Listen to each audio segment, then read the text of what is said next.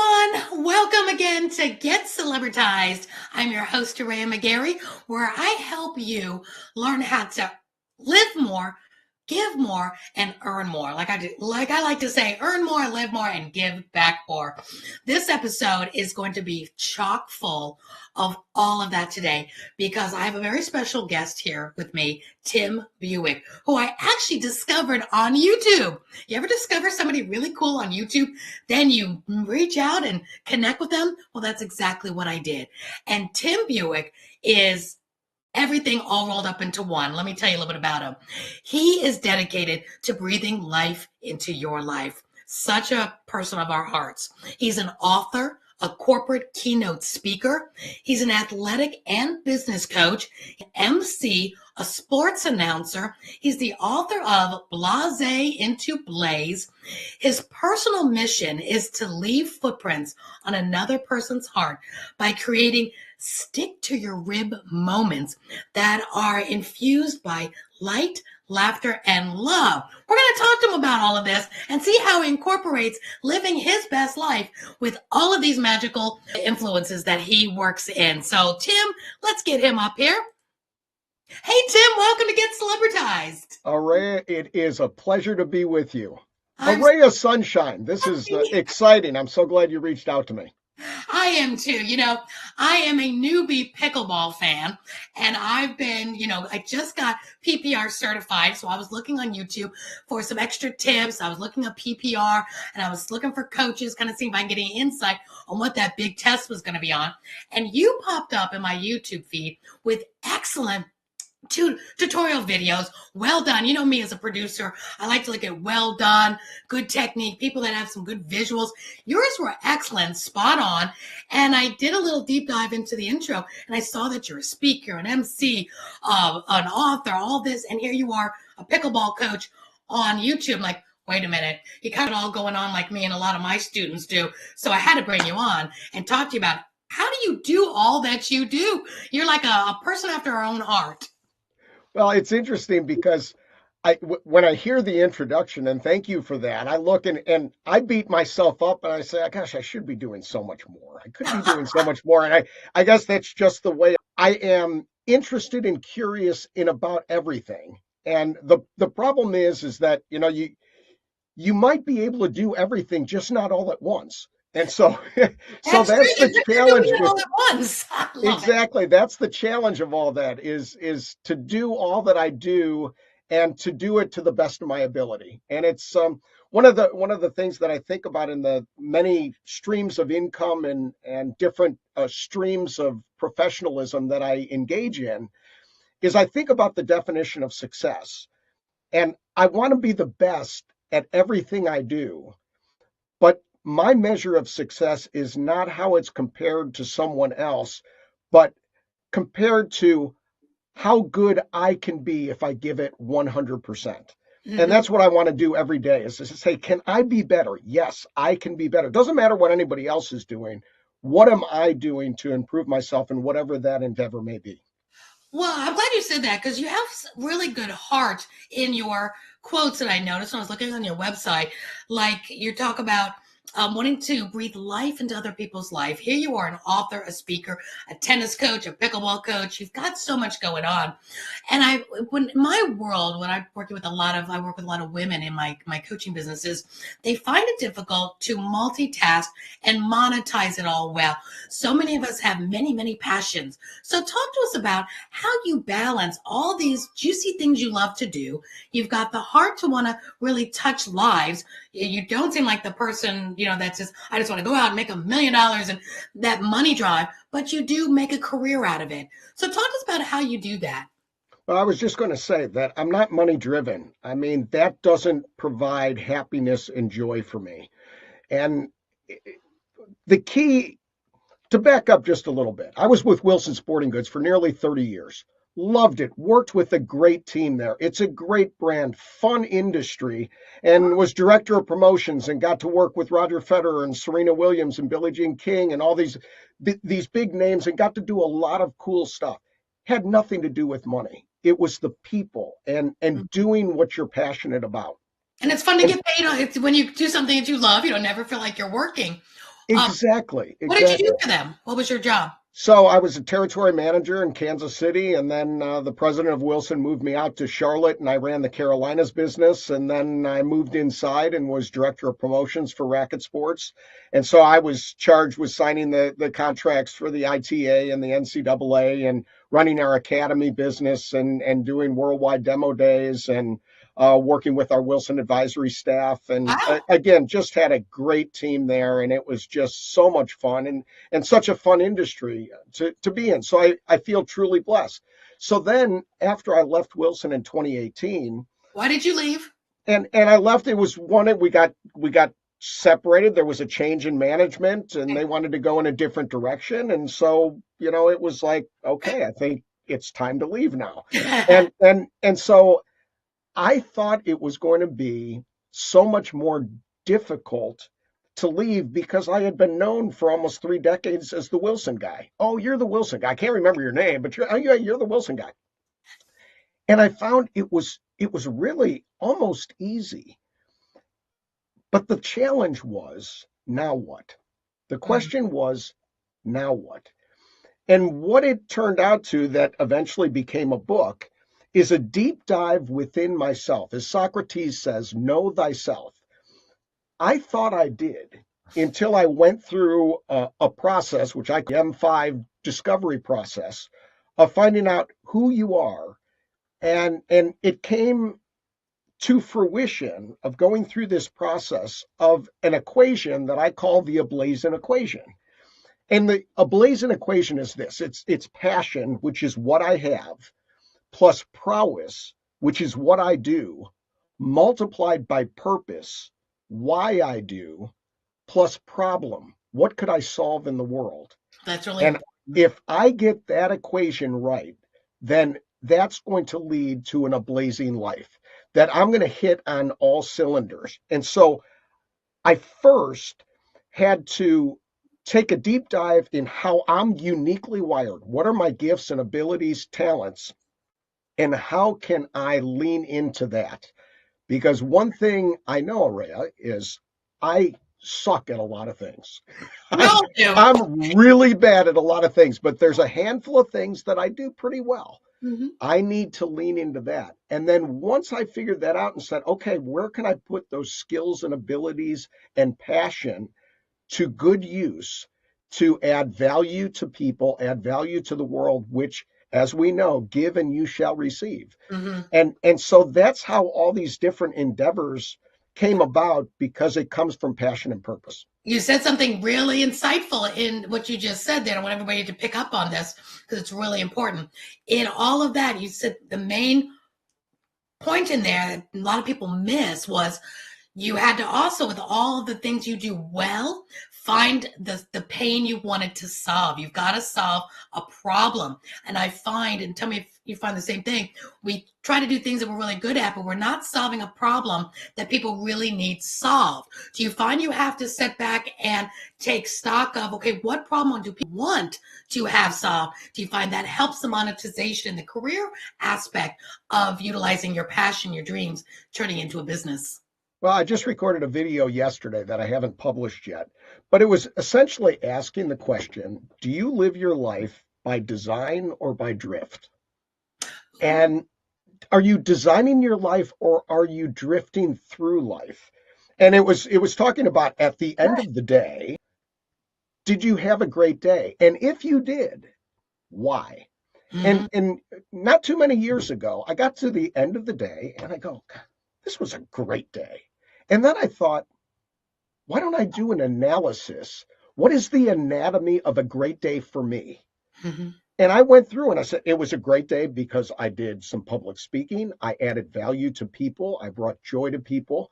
I was with people and connected, built some good relationships. There was some opportunities that came my way from these conversations, and I came energized, and I did some social aspects, some business aspects, some professional aspects, and I came to it and I go, okay, that's the anatomy of a good day for me. It may be totally Yeah, different for you. absolutely.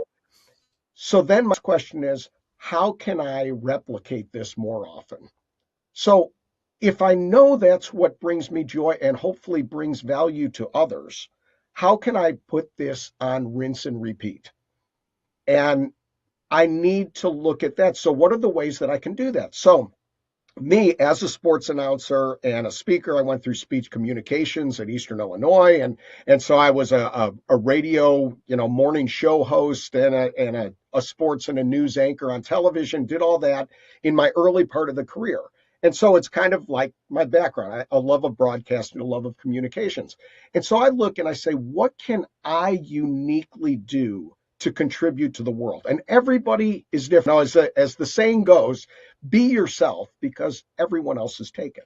Right. So if I'm going to be myself and be true to myself, what are the things that I can do that I can uniquely do? And for me, that I do a lot of sports announcing. I'm going to be announcing 5 basketball games in 2 days starting tomorrow. How about and doing UGA? it. What's that? How about for UGA? Come on, Yeah, dog. there we go. Go dogs, it'd be a blast.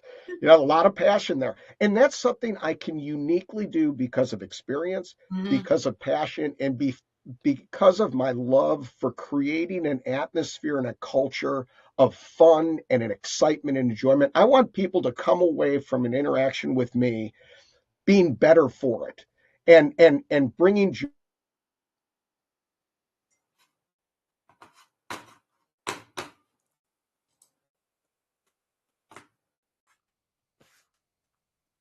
Hey, sorry about that. Technical issues. Sometimes you get dropped. So I hope that didn't hurt when the internet dropped you, Tim. But Just a little bit of a bump, so that's a good thing. I love it. But we were talking about being uniquely yourself. Let's keep on going with that. Well, things that I can uniquely do. So one of the great things about doing this introspection and finding out exactly how you're wired, what you're good at, what you're not good at, where are your successes? What are you doing when you feel your best? And when you're filled with success, what are the things that you're doing and who are you in those moments? Once you lean into that, then you can kind of pick the avenues in which to go in order to lean into that, to make that a regular part of your life. Now, we all have to do certain things in life that we would rather not. So I could go and I could tell my wife and I could just say, I'm sorry, I'm not gifted to clean toilets. It's just not in my gift mix. I'm not gifted to take the trash out. There's certain things that we have to do. But what are the things that I can do that are uniquely me that I can do to the best of my ability? And so for me, that's keynote speaking, it's writing, it's sports announcing, it's emceeing events to create that culture that brings joy to others. Great advice. Great advice. And I know a lot of the questions that my entrepreneurs have on this, Tim, is how do you take that? Which one, are you able to monetize? Do you monetize them all? Because a lot of them are still trying to bounce back from it and reinvent themselves. They love doing what they're doing. They have a passion to speak, but they're finding it hard to monetize it. And it gets all like one lane you're in that is your career, your bulk meat and potatoes, pays the bills, all the good stuff, and everything else kind of is accent? Or is it multiple streams of income? Because I could ask 5 different coaches. 5 different coaches will give us 5 different answers. Yes, multiple streams of income. No, focus on one. What say you? We know there's no right or wrong, but you'll resonate with certain people today with your view on this. In my world, and it's going to be different for everyone, obviously, because everyone has different gifts and abilities and passions. In my world, I have a variety of streams of income, and I don't just mainly flow in one river. Okay. Is that I do a multiple depending on the season of life. So I'm booking more and more well, and I could lean into that further, which would clearly be a main stream of income.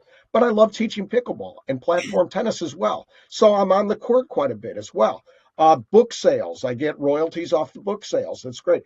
Yeah, I get paid for all the announcing gigs that I have. I've officiated weddings and gotten paid for that. I've done different types of side projects for people, even in the physical realm of building things, in which I've gotten paid for. So there's certain things I have decided at my career that I'm going to lean into the things that I truly enjoy. I think, unfortunately, for a lot of people, we become slaves to the paycheck. Mm-hmm. And when we do that, and then we find out, and this book is really for the seasoned professionals that are in a stage of life where I've been doing the same thing for a while and I'm just kind of flatlining, hopefully not literally. And Right. I'm flatlining and I'm going, gosh, the passion's gone. Well, why is it? And it may be that you have been consumed in your life, both personal and professional, by doing a lot of things that you're not naturally good with. And I've looked at different opportunities that have been captivating with the big title of CEO or president or this type of thing, and that have kind of come my way of, would you be interested in exploring this? And I look at the mechanics of the job, even though it could pay well, it has the big title, I would get the status and ego, and we all have a certain amount of ego and want that encouragement and that self-reinforcement. But I looked at these positions and I go, I'd be miserable. I'd Mm-hmm. be doing that all day. It doesn't play well to my strengths. Right. And so again, know thyself. I know what my strengths are and I know what my weaknesses are. I'm glad you're giving that green light because there's different personality types. I've delved a lot into the different personality types. And again, so it really helps, there's no right or wrong. Nobody has to be exactly one way and in this box. This is how you live your life or earn your career or what your relationship should look like because people are all so different. And I love that you're giving the green light to if it's your style and you like living like you and I are similar, like, and a lot Right. of my students are like this. We like that eclectic lifestyle. We like Right. one day going out and speaking, another day going out and coaching pickleball, another day, doing a podcast. We like that versatility. Another personality type might need that one main way to do it and have one little hobby. That's okay. But I love that right now you're giving the green light to if you like that multiple stream of income, it's okay. And you don't have to listen to the other coaches and say, no, focus on one, earn a career, blah, blah, blah. It's not for everyone. And So it's lean and into it's you. I like totally okay to be employed somewhere and Yeah, to work the absolutely. day job and work your passion outside of those hours. And Mm-hmm. that's okay because we all need to pay the bills. The Exactly. the question is at what point you don't want to be, again, a slave to the paycheck or a slave to security. I just had a great conversation with an entrepreneur last night at our paddle, it's our paddle league matches. And so we're huddled around the fire and it's like 20 degrees in Charlotte and we're out playing for a couple of hours. It was great. And we were frozen off the court, but on the court it was great. And so I was talking to this entrepreneur and he was telling me, he says, Tim, I'm all in my business. I mean, I literally have put my entire livelihood with three partners into this business. And my wife keeps asking me, are you sure? Because if this thing goes south, Right. we have nothing. Wow. And he says, but I know this is what I should do. And I will always look back and say, I never gave it a go. Because Right. if it goes, it's going to be a grand slam home run for him. And I was telling him as I said, what's the worst that can happen? You're Right. a brilliant, smart guy. He said, you're never going to want for food on the table or a roof over your head. You just start over. Right. And the key is to move forward. And for entrepreneurs, we can have 22 failures, but oh, that one. That If we one. got that one. And so, and it's well known that we failure is a must. I mean, we have to Oh yeah. fail at things. And here's something that I've learned, Araya, that was quite unexpected for me because we can delve into the last few years have by far been the most difficult of my life. It's just not even close. Physically, Right. relationally, with the family, emotionally, intellectually, spiritually. It's been an incredibly heavy lift. And the stories I could tell are more like a movie where you're going, oh, come on, you're making this up. Like Right. open heart surgery and a torn up shoulder and mentally ill family members. And I mean, it's been a heavy lift. And here's what I've learned is not only is failure and suffering and trauma and tragedy unavoidable in this life, Right. but it's absolutely essential to our growth. Mm-hmm. And I didn't realize it until I went through it, of going through the times where you're just cry your eyes out pain. Right. And it's saying, all right, what can I learn from this? And how can I grow from this? And it's hard when you're in the darkness. And you may be an entrepreneur watching this right now and just saying, my business is failing and I'm going to lose everything. And you go, how much you're failing forward. What are Mhm. you learning from the process? And it's not fun, but absolutely necessary. It really is. And you really find who your friends are as well. It's one reason, Tim, I started a women's community called Living Your Legacy by Design. So we can have balcony girlfriends where when those times happen, whether it's financially, whether it's emotionally, whether some of them are going through a divorce or death in the family, that we're there for each other. And like I said, this community is like $27 a month where you're not always having to find another high ticket coach to help you out of it when you feel like you're falling and you can't put two bills together at the moment. You need some mentorship, you need some hope. And I found that was missing in the community that I was in, that we just need advice sometimes and mentorship from wise people. So I pulled together these mentors and these women and myself to be there for each other, because yeah, we'll grow through them, but my heart breaks if I know anyone, male or female, is going through it alone and they don't have somebody that they can just lean on, cry That on, is, cry with. I'm so glad you're doing that, because that's one of the most difficult aspects of entrepreneurship. Is I found when I left Wilson and I was under the big brand, and it can carry you, and you've got IT to back you up, and your laptop blows up and they'll send you one the next day, and you've got 401k and benefits and all these things of being an employee. When that was gone, I didn't miss necessarily all of that. What I missed was the people.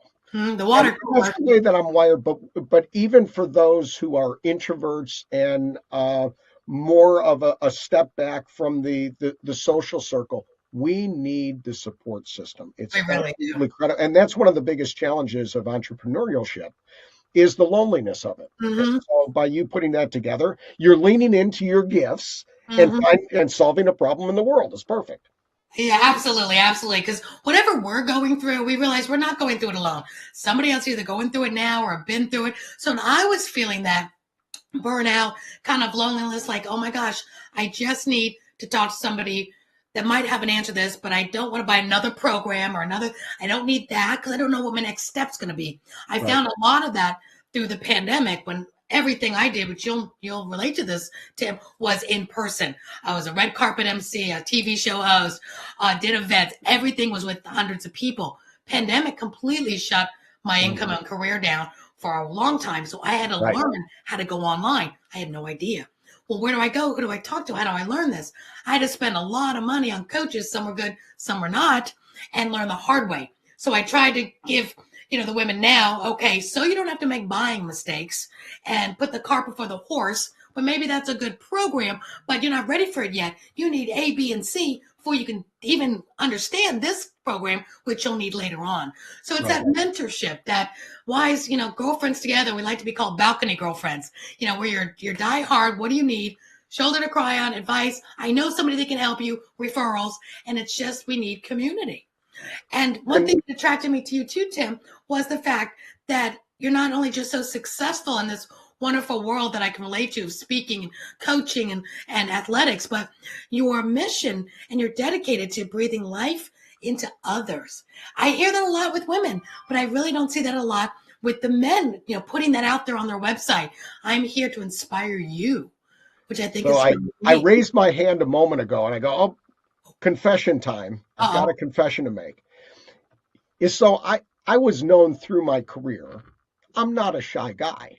I'm Mm-hmm. pretty outspoken. One of the things I'd love to do is to poke the people above me, the president, the Fair. CEO, and I'd have these creative emails and ran a football pool in the company, and I'd always tweak them, and I'd have people, how do you get away with that? Well, I only got away with it for so long, and and and someone I don't think who is viewed as someone who is lacking confidence. I mean, I'm confident in my abilities. Again, I know what I'm horrible at and I know what I'm good at. Right. But here's my confession. I have the aura, I think, of just saying what's on my mind and I don't give a rip what people think. Oh, yes, I do. And I Oh, care more than I thought, because once I got into this world, I go, well, why am I not posting more? Why am I not putting my thing? Why am I not creating more content? And to be totally honest, I was afraid. What if I write this book and no one buys it? What if I put out a video and no one watches, no one likes it and everything? And I go, well, and that's where perfectionism, a lot of perfectionism comes from fear. And so you touched on that when you said about entrepreneurship, about being able to put yourself out there and to try things and talk about failure, is to get to the point to not care so much about what other people think, but do what's on your heart. And if you truly have a heart for adding value to others, it'll take care of itself. It will exactly. resonate with some people. You'll always have your haters out there. I'm fortunate that I have hundreds of real positive comments about my videos. Oh, but they're not 100% positive. I go, you think this guy is good? Obviously, you don't watch a lot of videos. Right, right, right. And there's always haters out there. And you read some of those comments, and for some reason, with negativity, it tends to stick to us like Velcro, and the positive Slips parts off. that we have slip off us like Teflon. And we're going, no, no, no, no, Other no, way no. It should around. be. We've got to be able to let it out there and do what's on your heart to do. And Mhm. don't worry about it, because one thing I keep in mind is, don't worry so much about what other people think, because guess what, Tim? People aren't spending any time thinking about you. For They sure. don't wake up in the morning thinking, gosh, I wonder how Tim Buwick's doing today. I wonder what crappy things he's going to put Right. out in the world today. They don't care. Yes, you got People listen to one radio station, WIIFM. What's in it for me? That's the radio station they listen to. And you're so so we right. want to add value.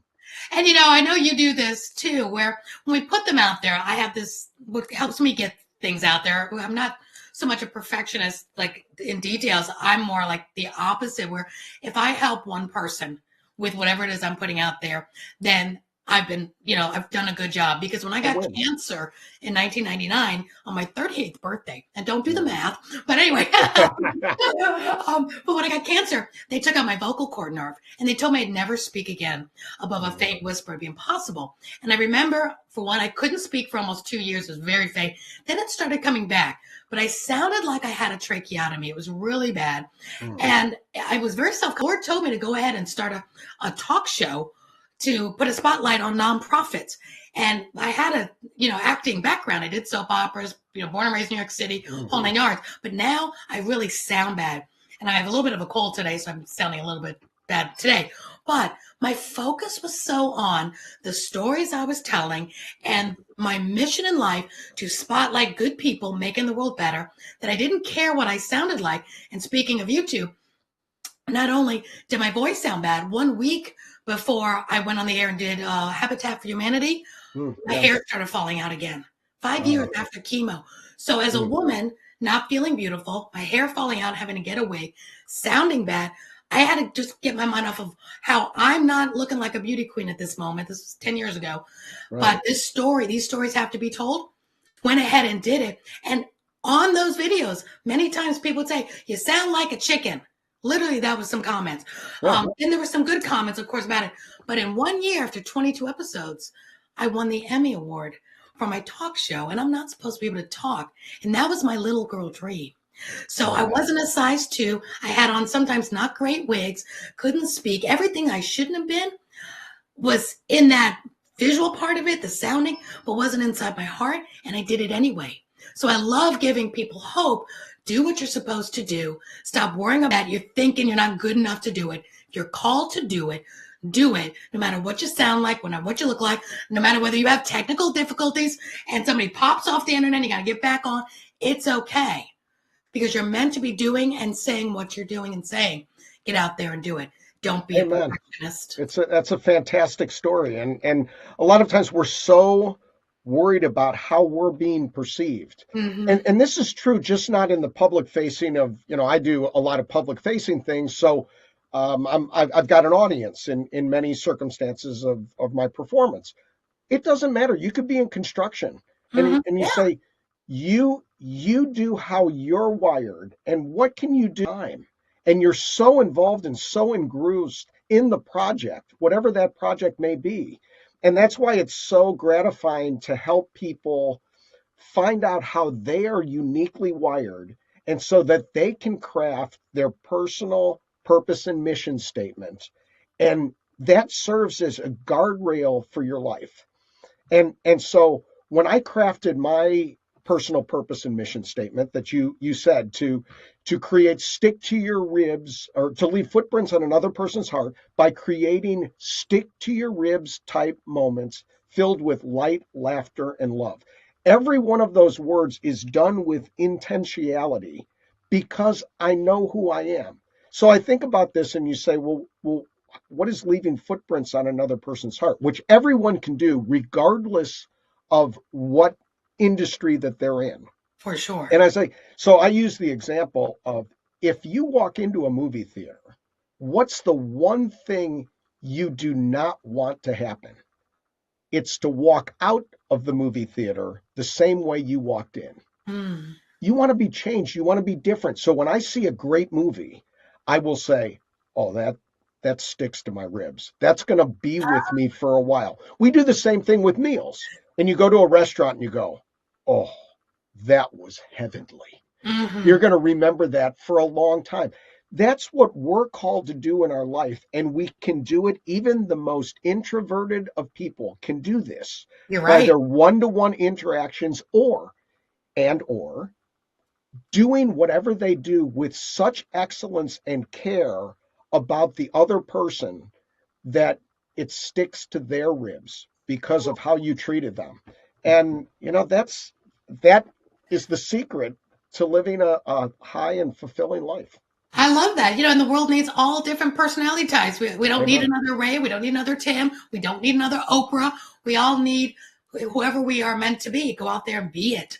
So I love that. That's perfect. So you're touching a little bit here and there on this book I see behind you, Blasé to Ablaze. And I'd like to talk just a little bit about it because it seems like it's so insightful. I can't wait to get it myself and read this. But I love the title and the tagline, Blasé to blaze, but you also say how to keep your fire burning when you're out of fuel. And that has been a real problem in the circle community that I work with, about trying to reinvent, trying to work, and getting burnt out.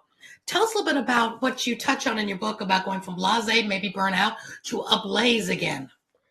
It's been a remarkable journey. And here's something that I will preface what I say about this, is that what is interesting about this process and in writing a book is not so much what it does to others, but how it has changed me. So as a reminder to the entrepreneurs out there of just saying, regardless of how things turn out, if you do what you're supposed to do, what you will receive from it is multifold, regardless of whether the success or results of it are presented from whatever that endeavor is. So in regards to the book, it started with a bumper sticker. And shortly after I left Wilson, I'm driving around the Queen City of Charlotte, North Carolina, and I see a bumper sticker and it says whatever. And I'm at a stoplight and I'm looking at this car and I go, so what would possess someone to put a bumper sticker that says whatever on their car? And I said, so what type of person is that? And then as I continued to drive and follow this car, maybe for too long, I'm thinking, wait a second.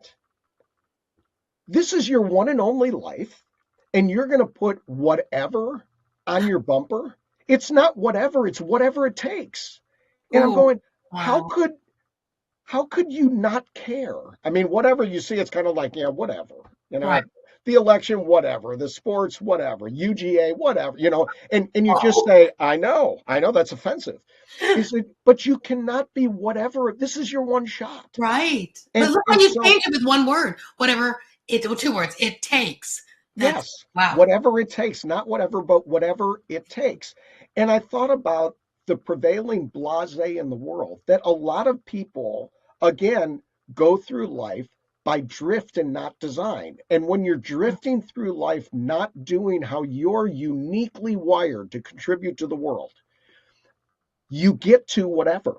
You get to Blasé because you go, is there a purpose? Yeah, it's a paycheck and I'm paying the bills, but gosh, I can't wait to get drunk on the weekends because I'm working, 9 to 5, Monday through Friday, and oh, thank God it's Friday, Right.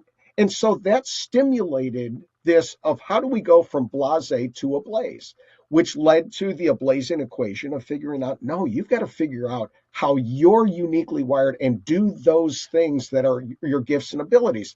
And so it was so ironic, Aurea, that as I'm writing this book, how to turn your blahs into ahs to ignite passion and purpose.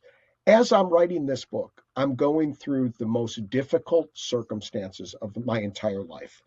Wow. Deaths in the family, a broken arm, a torn up shoulder, open heart surgery, mental illness in the family, suicide attempts. There's also, it was mind numbing how much was coming at me and my family at such a compressed time period. And it was almost as if God was saying, okay, Tim, Blasé to Ablaze. Do you really believe what you're writing, or is this like some pie in the sky, get pumped up type of thing, don't worry, be happy? And the book was written out of deep emotional, physical, spiritual, intellectual pain. And the irony, it started as a job transition book, a career transition book of figuring out, okay, so now what do I do? And Right. then when the personal, with the open heart surgery and the torn shoulder and broken arm and then the family issues and deaths and that type of thing, is it became more of how can we, despite the most life, how can we overcome and remain ablaze despite everything that's going on? And so it got to be an analysis of this. And the fact is I started this book back in 2018. And then you fast forward to like 2021, and I decided to pick it up again because a friend of mine challenged me and says, that book's inside of you. You better write the damn book. Mm-hmm. And Right. I go, okay. But I love playing platform tennis, especially in the winter when it's cold, and pickleball, and I like to be on the court. Then I broke my arm. Did something I'd never done before. A shoelace, I went down, I tried to break my fall, ended up breaking my arm. Now I'm out for the season. The Wow. vast majority of this book was written with a broken arm because I told myself, I get these texts and say, Tim, it's Fireball Friday. Are you going to be out and you're going to be, well, I can't play for 4 months. So I said, every time they're out there, I'm going up to my creative cove and I am going to write for 3 or 4 hours instead of like sitting on the bleachers brooding, like I can't be out with them. I said, all right, I'm going to write the book. And so that's what happened. And so it was analysis of that, of saying, yes, it is still possible to remain ablaze even when the most horrific instances and circumstances in life hit. I can't wait to read this book too.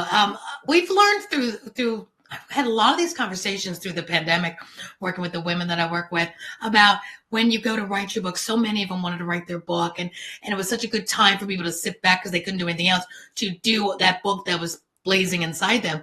And I did hear one of the ladies said that writing the book is best written from the scars and not during the wound. Mm-hmm. So you were going through all this and writing the book. Did you find there was a time when you came out of it that you were now more developing the scars from it, where you could give more insight and this is what worked and this is what didn't? Or is this one really in the juicy wounding part of it?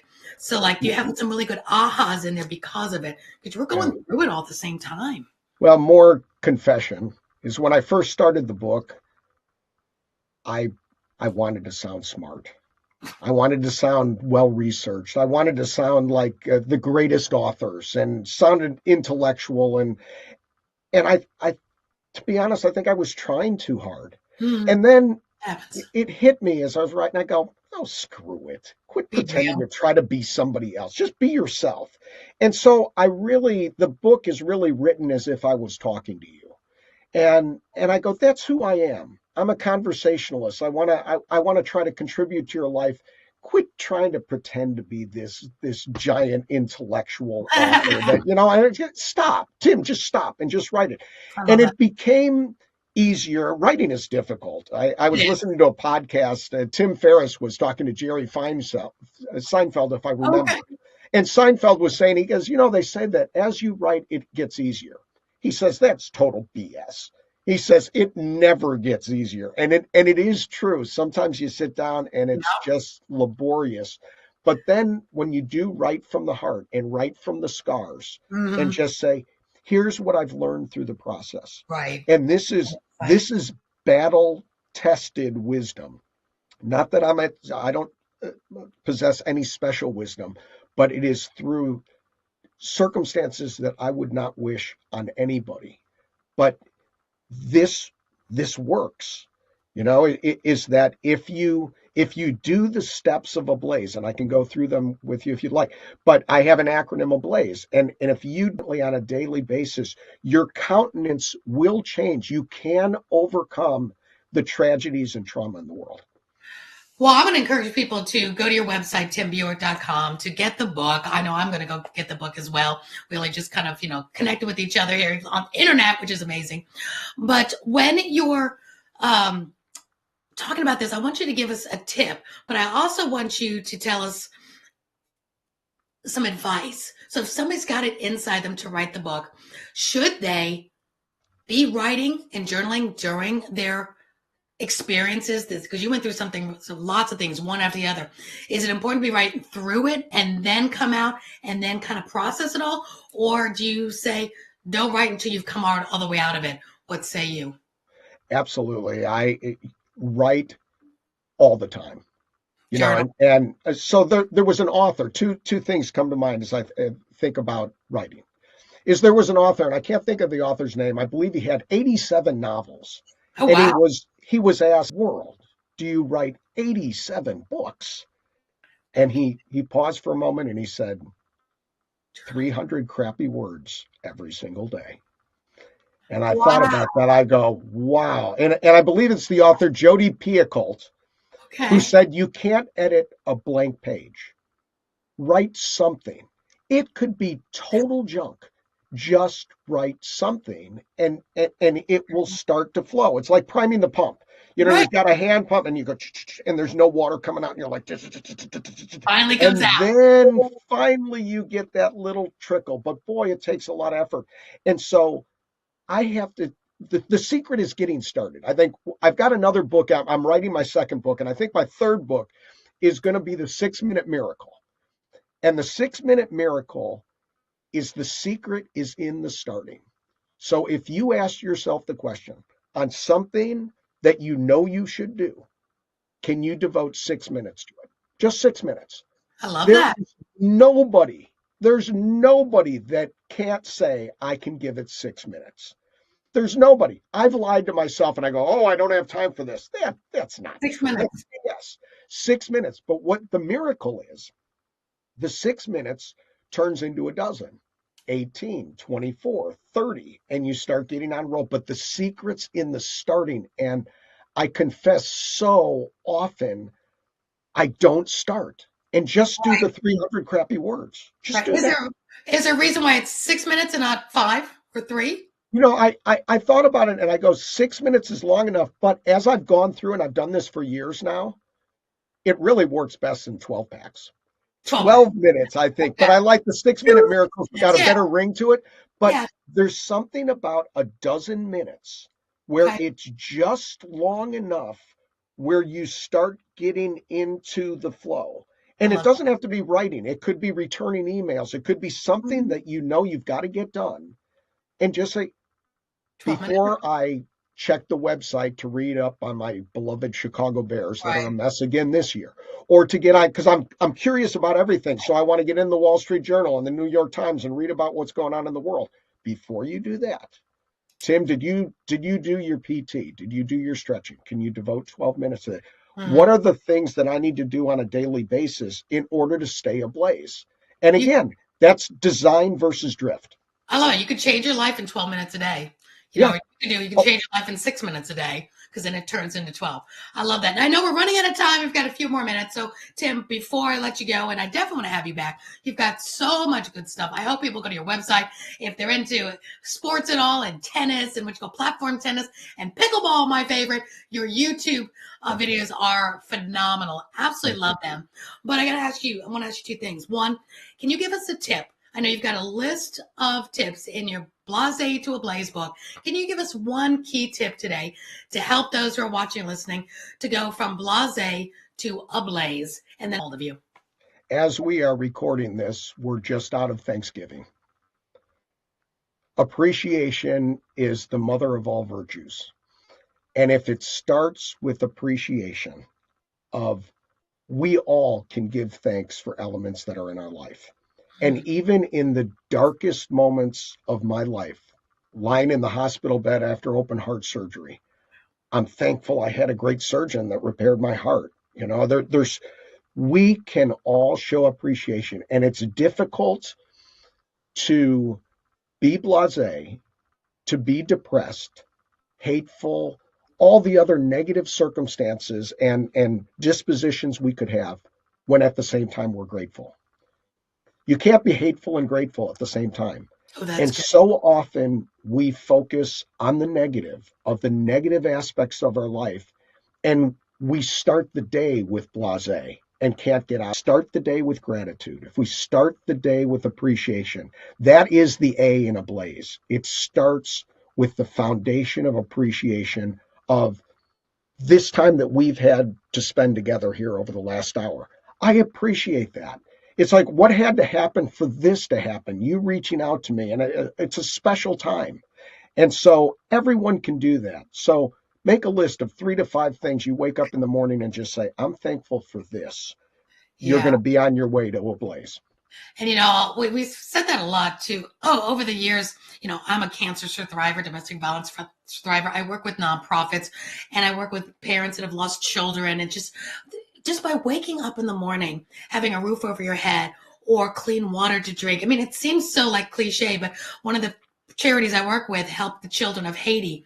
And when you see what they're going through when they wake up in the morning, they're trying to survive and not die from the guerrillas that are out there. I'm like, guerrillas, the gangs. It's a horrible situation. Just terrible. And so I'm always so thankful every time I wake up, one, like you, having that open heart surgery that I had, I got breath in my lungs. I'm waking up. I'm getting out of a bed, have a roof. I have, definitely the necessities, even just being in America, we're just grateful for that and being appreciative. And then I also take it to the next level. Go donate your time to a nonprofit that's you're passionate about, whether it's reading to children in hospitals or donating clothes to a, domestic violence center, women that are escaping domestic violence or cancer, whatever your passion is. Because when we focus on other people, it takes our mind off our problems so much. It really blesses us more than it even blesses them. But you will find such purpose in your life and such joy and happiness, even just do a little bit for somebody else today, even if it's a neighbor in need. Do we even know our neighbors' names? It's one of the hard, fast miracles in life. That's an axiom that's absolutely true. Whether it doesn't matter whether I believe it or not. It's just the way the world works. Is give and you shall receive. It is the miracle of life, of what it does within you, not only helping another person and organization, but what you get from that is truly remarkable. And with the appreciation, I've got some frustration and annoyance over the last few weeks because I've got kind of a mild form of vertigo. And so I feel like I'm walking on a trampoline all the time. And so I could focus on that. I get kind of frustrated with it, and I'm going to go see a doctor tomorrow morning, and hopefully they can cure it. My very next thought is there are those that have severe dizziness issues and vertigo that vomit and the world is spinning around. Right. Because I could play platform tennis last night, and it's a little weird sometimes where things are kind of bouncing around, but I'm able to play, and I'm upright and above ground, and I'm thankful for that. I'm sure you're thankful every day that your heart is working and beating Amen. today. You'll take a little dizziness knowing that your heart is working, but I hope you get checked out and let us know. Keep us posted. Tim, it's been such a pleasure. I'm so glad I was searching the internet for great pickleball videos and I found yours. And you have just been such an inspiration. Can't wait to get your book. And your website is here, timbuwick.com. Real quick, we got about 3 minutes. What would you like people to most take away with? Like, are you available for booking at events? Tell us a little about where you're going and how they. Yes, well, thank you. Yeah, you can go to Amazon if you just type in to come up. You can also go to YouTube. Just type in my name. It's Buwick. I put the W for win, even though I didn't last night. That's Lost in okay. 3 sets. Darn it. But yeah, it's Buwick, so you can do that. Of course, timbuwick.com. Yes, I'm available for keynote speaking. I do, sports announcing. I MC events. So if you've got a meeting coming up, feel free to reach out for that. And my challenge for you again is, before looking outward, look within. So look within, and what do you see? And then look without, which is, what do others see? And then look around of how you can attach your gifts and abilities to make a difference in the world. Because when you go and seek and your driver is to make a difference in the world, guess what? It makes a positive difference in you. Well said, Tim. Thank you so much. You're all that I expected and even more, all wrapped up into an inspirational, wonderful, wonderful person. Just want to give blessings to you and your family. I hope now you're coming out of all this stuff and having some great prosperity emotionally and in health and everything as well. And you're really smart. We know we're always either starting a crisis, in the middle of a crisis, coming out of a crisis. When we learn those techniques to weather the storms, and we're surrounded by people that help us all weather these storms, then we know we're going to make it through anything. So Amen. Thank you for having this inspiration of hope. Hope everyone to check out timbuwick.com. And what a perfect guest to be on this show for Get Celebritized, learning how to earn more, live more, and give more. You certainly do all of those and more, Tim. Thank you so much. I hope you'll come back. Absolutely. It's been a pleasure. Thank you, Tim. Until next time, we'll see you on Get Celebritized. Have a